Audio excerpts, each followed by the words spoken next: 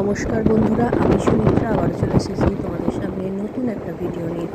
আশা করি আজকের ভিডিওটা তোমাদের খুব ভালো লাগবে। তো আজকের ওয়েদারটা সকাল থেকেই বেশ মেঘলা মেঘলা ছিল, যদিও বৃষ্টি হয়নি মালদাতে। তো এখন আমরা কোথায় যাচ্ছি চলো সেটাই তোমাদের সাথে শেয়ার করবো। তো চলো পাশে থেকে পুরো ভিডিওটা দেখতে থাকো, আর ভিডিওটা যদি তোমাদের ভালো লাগে তো প্লিজ লাইক কমেন্ট শেয়ার করে পাশে থেকো। তো এখন আমরা চলে এসেছি মালদার মাথাইপুরে।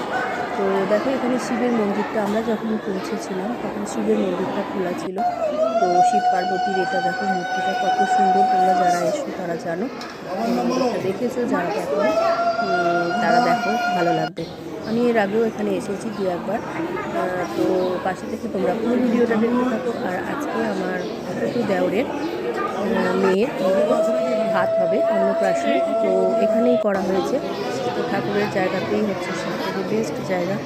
তো দেখো এই যে এখানে ভাত খাওয়ানো হচ্ছে। তো একটা নতুন মানে অধ্যায় বলতে পারো অন্নপ্রাশনটা। তো সবাই ওকে প্রাণ ধরে আশীর্বাদ করো, ও যেন ভালো থাকে, সুস্থ থাকে, মানুষের মতো মানুষ হয়।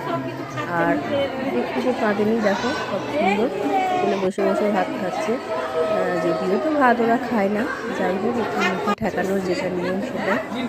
তো জামাটাও বেশ ভালো লাগছিল, হলুদের উপরে লাল। দেখো মুখটা কেমন করছে আর সবাইকে দেখছে ঘুরে ঘুরে।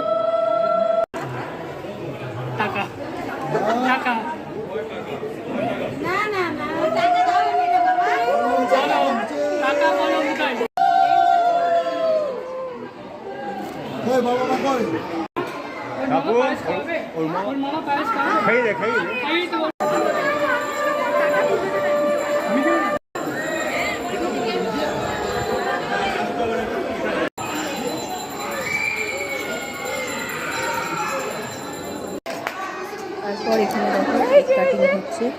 তো কেকটাও খুব সুন্দর ছিল দেখতে। তো কেক কাটিং হয়ে গেলে তারপর সবাই খাওয়া দাওয়ার ব্যবস্থা এখানেই করা হয়েছে। তো ঠাকুরের প্রসাদ এখানে সবাই বসে পড়েছি, আর প্রসাদও খুব সুন্দর ছিল।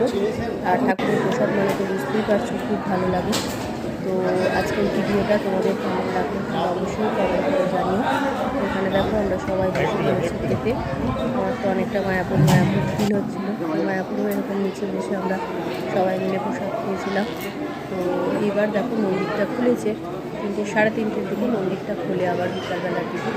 তো মন্দিরটাও দেখো কত সুন্দর, গোপালের মূর্তিটা, এই যে রাধাকৃষ্ণ আছে এখানে।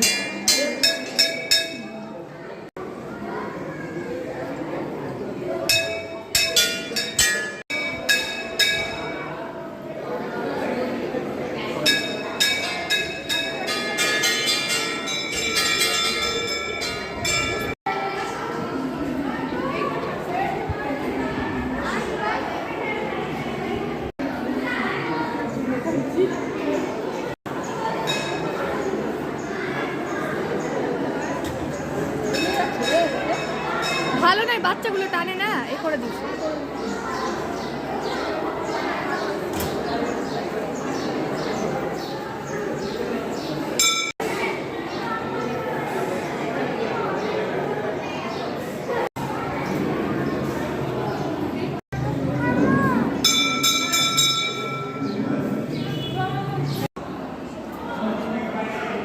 এবার হচ্ছে বাড়ি যাওয়ার পালা। টাটা বন্ধুরা, সবাই ভালো থেকো, সুস্থ থেকো, আবার দেখা হবে।